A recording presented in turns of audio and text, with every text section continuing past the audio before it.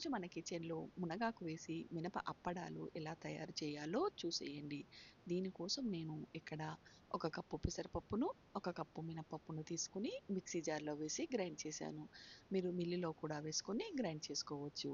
పౌడర్ను ఒకసారి మనము తప్పకుండా జల్లించుకోవాలి. ఎందుకంటే ఇందులో రవ్వ ఉంటే గనక అప్పడాలు సరిగా పొంగవు. ఇంకా దీనిలోకి ఒక స్పూను మిరియాల పొడిని, ఒక స్పూను చిల్లీ ఫ్లేక్స్‌ని వేసుకోవాలి. వీటిని వేయడం వల్ల అప్పడాలు చాలా రుచిగా ఉంటాయి. ఇంకా దీనిలోకి మునగాకును, ఎండబెట్టిన మునగాకు పొడిని వేసుకోవాలి. మునగాకు పొడిని ఎలా తయారు చేయాలి అనేది నేను ఇంతకుముందు వీడియోలో చేసి పెట్టాను. లింకు డిస్క్రిప్షన్‌లో ఇస్తాను చూసేయండి. అన్నింటిని ఒకసారి బాగా కలిపిన తర్వాత కొన్ని నీళ్లు వేస్తూ పిండిని కలపాలి. నీళ్లను ఒకేసారి ఎక్కువ వేసి చపాతీ పిండిలాగా కాకుండా కొంచెం కొంచెంగా వేస్తూ పిండిని కలుపుకోవాలి. ఇంకా దీనిలోకి రుచికి సరిపడినంతగా ఉప్పును, ఇంకా తినే సోడాను వేసి కలుపుకోవాలి.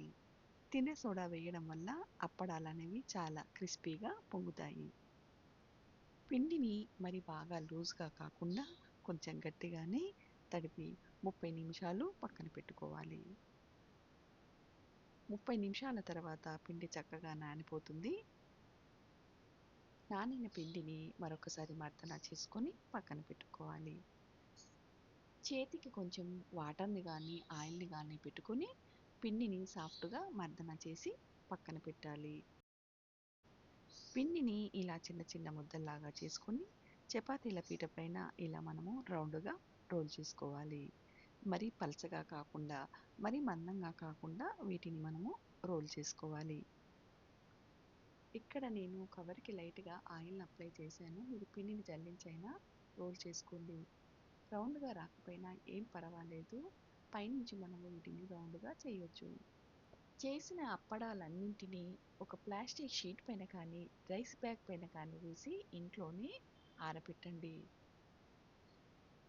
2 గంటల తర్వాత వీటిని మరొక వైపుకు తిప్పి ఆరబెట్టాలి. మరుసటి రోజు వీటిని మనము ఎండలో ఎండబెట్టుకోవాలి. అలా 2 రోజులు వీటిని ఎండలో ఎండబెట్టాలి. ఇవి సరిగా ఎండకపోతే గనక అస్సలు పొంగవు. నూనెలో వేయంగానే మాడిపోతాయి.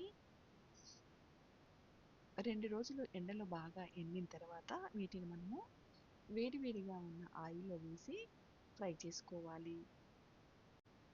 బయట కొన్న అప్పడాలలో పాపడ్‌కార్ అని సోడాను వేస్తారు. అది రెగ్యులర్‌గా తినడము ఆరోగ్యానికి అంత మంచిది కాదు.